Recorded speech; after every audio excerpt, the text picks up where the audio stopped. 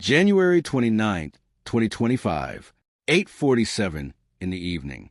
American Airlines Flight 5342 is on final approach into Reagan National Airport, descending calmly after a routine flight from Wichita, Kansas.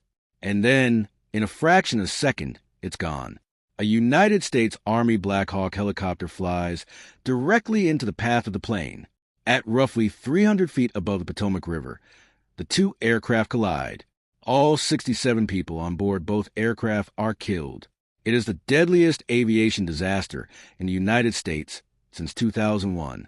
Now, more than a year later, the NTSB has released its final report, and the findings are disturbing because this crash did not happen because of bad luck. It did not happen because of one person's mistake. It happened because the system failed, repeatedly, over many years. Today, I'm going to walk you through exactly what went wrong and why it matters for every single person who flies into or out of a major U.S. airport. Let's start with the basics of what happened that night.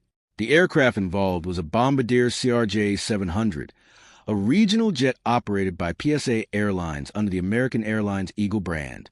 It was 20 years old, but had no known mechanical issues.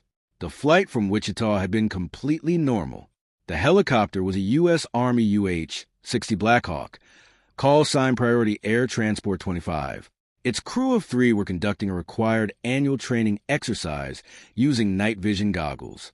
Both aircraft were in contact with air traffic control. Both were following instructions, or so it seemed. The collision happened at 8:47 p.m., about half a mile from the runway threshold, an altitude of roughly 300 feet. Within seconds, both aircraft were in the Potomac River. On screen, simple diagrams showing the flight paths converging near runway 33. Now here's where the story gets complicated and, frankly, alarming. The NTSB's final report, released in February 2026, identified not one cause, but 5 overlapping failures that combined to make this crash almost inevitable. Cause 1, a dangerously designed helicopter route.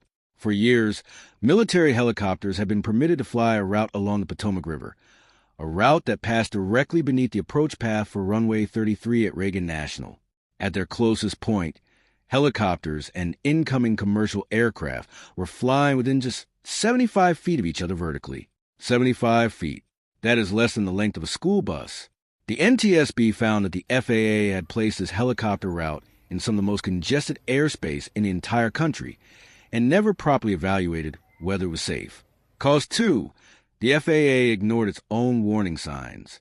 This is where the investigation becomes deeply troubling. The FAA's own data contain records of more than 80 serious close calls between helicopters and commercial aircraft near Reagan National in the years before the crash. 80. The data was sitting in the FAA's own systems. But according to NTSB Chair Jennifer Homendy, and I'm going to quote her directly here, quote, "The data was there. The data was in their own systems." Controllers at Reagan National had also raised concerns directly. They repeatedly flagged the lack of separation between helicopter traffic and approaching airliners. They were told the issue would be too politically difficult to fix. Some reported being completely ignored. The operations manager of the air traffic control tower on the night of the crash put it this way, and this quote stopped me cold when I read it. "I don't think this accident occurred that night. I think it happened years before." Clark Allen, DCA Tower Operations Manager, NTSB investigative hearing, August 2025. Cause 3, a faulty altimeter on the Black Hawk. Here is a detail that many people don't know. The Army Black Hawk helicopter had a faulty altimeter, the instrument that tells pilots how high they are flying. NTSB investigators conducted test flights and found discrepancies between what the altimeter showed and the helicopter's actual altitude. It is likely the crew believed they were flying 100 feet lower than they actually were. A $400 GPS device could have prevented this. The NTSB chair said so explicitly. The Army's helicopters simply did not have adequate altitude monitoring equipment for operations in complex civilian airspace. Cause 4, critical communication failures. On the night of the crash, the air traffic control tower was handling more traffic than its staffing was designed for. The local controller was simultaneously managing both helicopter traffic and incoming commercial flights, a combined workload that investigators described as too high. The helicopter crew reported twice that they had visual contact with the airliner, but investigators found it is unknown whether they were actually watching the correct aircraft. A conflict alert activated 26 seconds before impact when the two aircraft were 1.6 miles apart. The controller did not issue a safety alert to flight crew.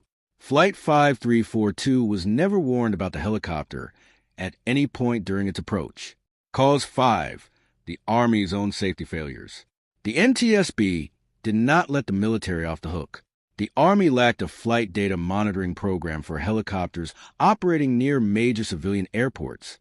Its safety management processes had not identified or addressed the hazards of flying military aircraft through some of the busiest commercial airspace in the country. Additionally, the helicopter's ADSB, a technology that broadcasts an aircraft's real-time location to other aircraft and to air traffic control, was turned off during the flight. A direct hotline between the Department of Defense and the airport had also been severed. The NTSB concluded this was 100% preventable. Every single one of those 5 failures was known about, flagged, or fixable, and nothing was done. So what has changed since the crash? The helicopter route along the Potomac has been permanently closed. The FAA implemented that change immediately after the preliminary NTSB report in March 2025.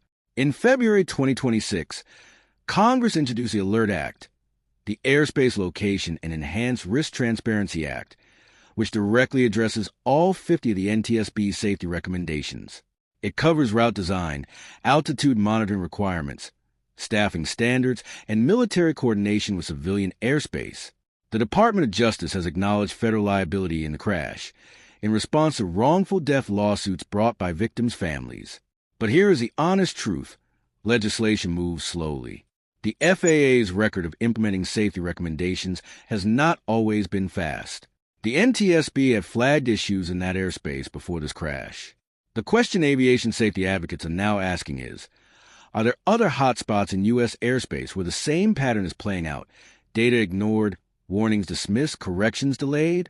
I want to be clear about something before I close. Flying is still, by every statistical measure, the safest way to travel. That does not change because of what happened on January 29, 2025. But what this investigation reveals is that aviation safety depends on systems, not just luck. It depends on regulators acting on data, on controllers being heard when they raise concerns, on equipment that works, on military and civilian aviation talking to each other. When those systems function, flying is extraordinarily safe. When they fail not once but 5 times simultaneously, the consequences are catastrophic. The 67 people who died on that aircraft and that helicopter were not victims of a freak accident. They were victims of failures that were known about and not fixed. That is what the NTSB found. That is what the families of the victims have said publicly. And that is what should drive real change in how the FAA manages risk, not just at Reagan National, but across every complex piece of airspace in this country. If you want to understand what is actually happening in U.S. aviation right now, the air traffic controller shortage, the Boeing safety questions, the ongoing disruptions, I will be covering all of it on this channel. Subscribe so you don't miss it. And drop a comment below. I want to know, does this change how you think about flying into Reagan National? I'll see you in the next one.